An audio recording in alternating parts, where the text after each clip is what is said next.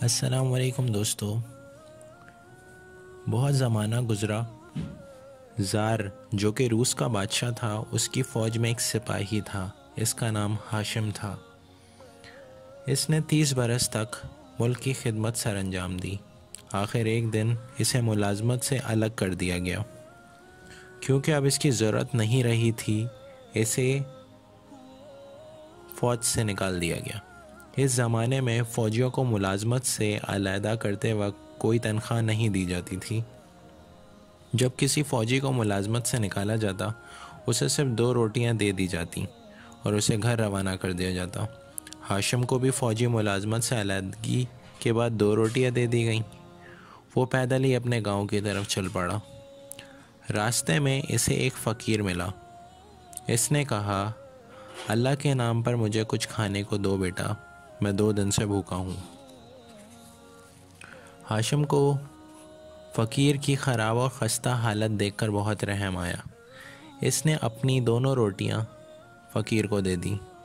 جب فقیر دونوں روٹیاں کھا چکا تو اس نے کہا، تم بہت ہمدرد ہو، تم نے خود بھوکا رہنا گوارا کر لیا اور اپنا کھانا مجھے کھلا دیا۔ اس نیکی کے صلے میں تمہیں انعام دوں گا۔ یہ کہہ کر اس نے ایک تھیلا ہاشم کو دیا اور کہا، جب تم کسی کو حکم دو گے کہ تھیلے کے اندر چلو تو وہ اسی وقت تھیلے میں چلا جائے گا۔ پھر اس نے جیب سے ایک صاف شیشہ نکال کر ہاشم کو دیا اور کہا، جب کوئی شخص بیمار ہو تم اس کا چہرہ اس شیشے میں دیکھنا، اگر تمہیں اس میں موت کا عکس دکھائی دے تو سمجھ لینا یہ مریض زندہ نہ بچ سکے گا۔ ہاشم نے فقیر کا شکریہ ادا کیا اور اپنے راستے پر چلنے لگا۔ اس نے کندھے پر تھیلا لٹکا کر جیب میں شیشہ ڈالا۔ وہ چلتا رہا یہاں تک کہ رات ہو گئی۔ اس نے ایک درخت پر جنگلی مرغ بیٹھے ہوئے دیکھے۔ اس نے اوپر کی طرف دیکھا، یہ کل 9 جنگلی مرغ تھے۔ ہاشم نے تھیلا کھولا اور مرغوں کو اشارہ کرتے ہوئے بولا، چلو تھیلے کے اندر۔ وہ 9 کے 9 مرغ اڑتے ہوئے آئے اور تھیلے میں داخل ہو گئے۔ ہاشم نے تھیلے کا منہ مضبوطی سے بند کر دیا اور آگے چلنے لگا۔ وہ ایک گاؤں کے سرائے میں پہنچا اور سرائے والی سے بولا، بی بی کیا تم ان مرغوں کے بدلے میں ایک رات سرائے میں بسر کرنے دو گی؟ سرائے والی نے مرغوں کو تول کر دیکھا، پھر اس نے ہاشم کو رہنے کے لیے کمرہ دیا اور رات کے کھانے اور صبح کے ناشتے کا بھی انتظام کر دیا۔ اگلے دن وہ اپنے سفر پر روانہ ہوا۔ اس نے راستے میں ایک ویران حویلی دیکھی۔ اس کے پاس لمبی لمبی گھاس اگی ہوئی تھی۔ جنگلی بیلیں دیواروں سے چھائی ہوئی تھیں۔ حویلی پر ایک عجیب پراسرار خاموشی چھائی ہوئی تھی۔ یوں لگتا تھا کہ جیسے یہ حویلی بہت دنوں سے ویران پڑی ہے۔ ہاشم نے ایک لڑکے سے پوچھا، میاں صاحب اس مکان میں کون رہتا ہے؟ لڑکے نے کہا، جناب جب سے یہ حویلی بنی ہے تب سے ہی یہ ویران پڑی ہے۔ لوگ اسے بہت خوفناک حویلی کہتے ہیں۔ اصل میں یہ ایک بھوت بنگلہ کے نام سے پہچانا جاتا ہے کیونکہ یہاں بھوت رہتے ہیں۔ جو شخص یہاں رات گزارنا چاہتا ہے اسے یہ بھوت ڈراتے ہیں۔ اکثر لوگ خوف اور دہشت کی وجہ سے مر جاتے ہیں۔ جو شخص نصیب زدہ ہوتا ہے وہ بچ جاتا ہے اور وہ کانوں کو ہاتھ لگاتے ہوئے ایسے بھاگتا ہے کہ وہ پیچھے کبھی مڑ کر نہیں دیکھتا۔ ہاشم بولا، بھائی انسان سے بڑا بھوت اور کون ہو سکتا ہے؟ میں بھی اس رات یہاں رکنا چاہوں گا اور یہاں پر مجھے ایک رات گزارنی ہے۔ میں نے زندگی میں پہلے کبھی بھوت نہیں دیکھے۔ لوگوں نے اسے سمجھانے کی بہت کوشش کی لیکن ہاشم مان کر نہ دیا۔ آخر حویلی کے مالک نے اسے حویلی میں رات بسر کرنے کی اجازت دے دی۔ رات کے وقت ہاشم نے آتش دان میں آگ لگائی۔ وہ بہت دیر تک سگار پیتا رہا۔ آخر وہ بستر پر لیٹ گیا اور سونے کی کوشش کرنے لگا۔ رات کے 12 بجے کا وقت تھا کہ اچانک ایک زبردست دھماکہ ہوا۔ پھر کوئی زور سے دروازہ پٹکنے لگا۔ کچھ دیر کے بعد کنڈی خود بخود کھل گئی اور 3 بھوت ناچتے ہوئے کمرے کے اندر داخل ہو گئے۔ ہاشم بھی اٹھ کر بیٹھ گیا اور دلچسپی سے بھوتوں کا ناچ دیکھنے لگا۔ ایک بھوت ہاشم کے پاس آیا اور پوچھا، کیا تمہیں ہم سے ڈر نہیں لگ رہا؟ ہاشم بولا، میں سپاہی ہوں اور سپاہی ڈرتا نہیں۔ تینوں بھوت ہاشم کے پاس بیٹھ گئے۔ ایک بھوت اپنی خونخوار آواز میں بولا، کیا تم ہمارے ساتھ تاش کھیلنا پسند کرو گے؟ ہاشم بولا، آؤ بیٹھ جاؤ، تم بھی کیا یاد رکھو گے کہ کسی انسان سے واسطہ پڑا تھا۔ وہ تاش کھیلنے لگے۔ ہاشم ہر بار بازی جیت جاتا۔ بھوتوں کا غصے سے برا حال ہو گیا۔ وہ ہاشم کو ڈرانے دھمکانے لگا۔ انہوں نے تلواریں نکال لیں اور ہاشم کو قتل کرنے کی دھمکیاں دینے لگے۔ آخر تنگ آ کر ہاشم نے اپنا تھیلا نکالا اور بولا، چلو اس کے اندر، اور تینوں بھوت غڑپ سے تھیلے کے اندر جا گرے۔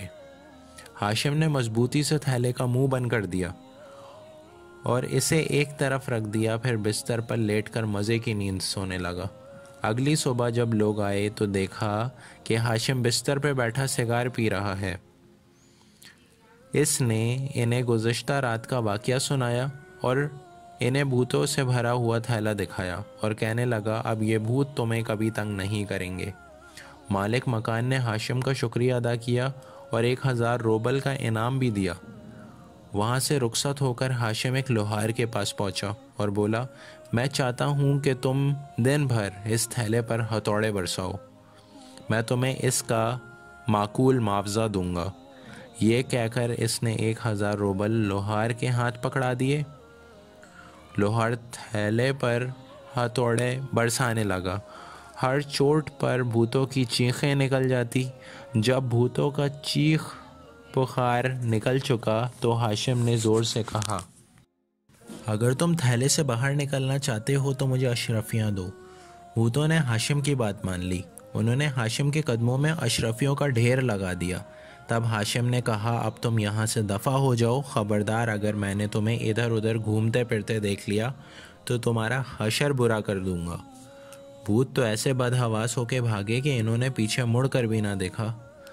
ہاشم کے پاس بہت ساری دولت جمع ہو گئی تھی۔ اس نے زمین خرید لی اور کھیتی باڑی کرنے لگا۔ اس کے ساتھ ساتھ وہ لوگوں کا علاج بھی کرتا تھا۔ وہ شیشے میں مریض کی صورت دیکھتا، جب مریض کے چہرے پر موت کا عکس نظر آتا وہ اس کا علاج کرنے سے انکار کر دیتا۔ جب مریض کے چہرے پر موت کا عکس نظر نہ آتا وہ اسے ایک شیشے میں گلاب کا عرق بھر کے دے دیتا۔ مریض کچھ ہی دنوں میں بھلا چنگا ہو جاتا۔ اسی طرح بہت دن گزر گئے۔ اس نے کھیتیوں میں کام کرنے والے کسان بوڑھے ہو گئے۔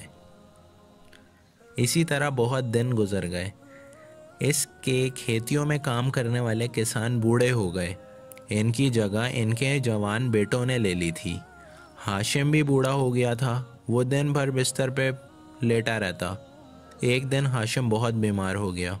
اس نے شیشے میں اپنا چہرہ دیکھا۔ اس پر موت کا سایہ نظر آ رہا تھا۔ ہاشم نے کہا، میں ابھی مرنا نہیں چاہتا، مجھے بہت سے کام کرنے ہیں۔ اس نے تھیلے کا منہ کھولا اور موت کو حکم دیا، چلو تھیلے کے اندر، اور موت گڑب سے تھیلے کے اندر جا گری۔ ہاشم نے تھیلے کا منہ مضبوطی سے بند کر دیا اور اسے آتش دان کے اوپر لٹکا دیا۔ اس کی بیماری دور ہو گئی اور وہ بھلا چنگا ہو گیا۔ اس واقعے کو بھی بہت سال گزر گئے۔ جو بچے تھے وہ جوان ہو گئے، جو جوان تھے وہ بوڑھے ہو گئے اور کام کاج کرنے کے قابل نہ رہے۔ لیکن عجیب بات یہ ہوئی کہ اس عرصے میں کوئی شخص نہ تو بیمار ہوا اور نہ مرا۔ ہاشم بہت بوڑھا ہو چکا تھا۔ اس کے جسم میں توانائی باقی نہیں رہی تھی۔ وہ دن بھر بستر پر لیٹا رہتا اور حقہ پیتا رہتا۔ اس نے کہیں آنا جانا بھی چھوڑ دیا تھا۔ ایک دن اس نے سوچا کہ گاؤں کی سیر کرنی چاہیے، پرانے دوستوں سے ملنا جلنا چاہیے، ان کے ساتھ گپ شپ میں اچھا وقت گزر جائے گا۔ وہ سڑک کے کنارے چلنے لگا۔ ابھی وہ تھوڑی دیر ہی چلا ہوگا کہ ایک بوڑھا دکھائی دیا۔ اس نے زندگی میں اتنا بوڑھا شخص کبھی نہیں دیکھا تھا۔ اس کے چہرے پر بے شمار جھریاں پڑی ہوئی تھیں، آنکھیں اندر کو دھسی ہوئی تھیں اور سر کے بال سفید ہو چکے تھے، کمر جھک کر کمان بن چکی تھی۔ چلتے ہوئے اس کی ناک اس کے گھٹنوں کو چھوتی تھی۔ ہاشم نے ان سے کہا، آداب بڑے میاں، کہاں جا رہے ہیں؟ کیسے مزاج ہیں آپ کے؟ بوڑھا شخص بہت کمزور اور دھیمی آواز میں بولا، بیٹا میرا بہت برا حال ہے، کمزوری اور بڑھاپے کی وجہ سے زندگی اجیرن ہو کر رہ گئی ہے۔ ہاشم نے پوچھا، دادا آپ کی عمر کیا ہوگی؟ وہ بولے، میں آئندہ ماہ میں 150 برس کا ہو جاؤں گا۔ میری بوڑھی ہڈیاں اب آرام کرنا چاہتی ہیں، مگر افسوس میں مر نہیں سکتا۔ ہاشم نے حیران ہو کر پوچھا، دادا کیا آپ مرنا چاہتے ہیں؟ وہ بولے، ہاں بیٹا، موت بھی انسان کے لیے بے حد ضروری ہے۔ ایسی زندگی کا کیا فائدہ کہ انسان میں چلنے پھرنے کی سکت بھی باقی نہ رہے۔ ہاشم نے پوچھا، دادا آپ مرنے کا کیوں انتظار کرتے ہیں اور آپ کو موت کیوں نہیں آتی؟ وہ بولے، بیٹا میں نے سنا ہے کہ کسی احمق شخص نے موت کو قید کر لیا ہے۔ گزشتہ 50 برس سے کوئی شخص مرا ہی نہیں۔ تم جانتے ہو کہ یہ بات فطرت کے بالکل خلاف ہے۔ اللہ تعالیٰ کے تمام کاموں میں کوئی نہ کوئی حکمت پوشیدہ ہے۔ جب ہاشم گھر پہنچا تو وہ عجیب کشمکش میں مبتلا تھا۔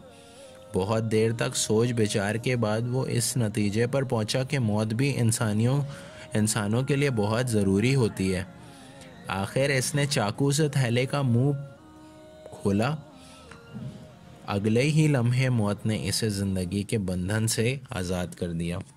دوستو اگر یہ ویڈیو اور کہانی آپ کو اچھی لگی تو اسلامک پورشن کے چینل کو سبسکرائب کیجئے اور اپنے دوستوں کے ساتھ شیئر کیجئے۔ شکریہ۔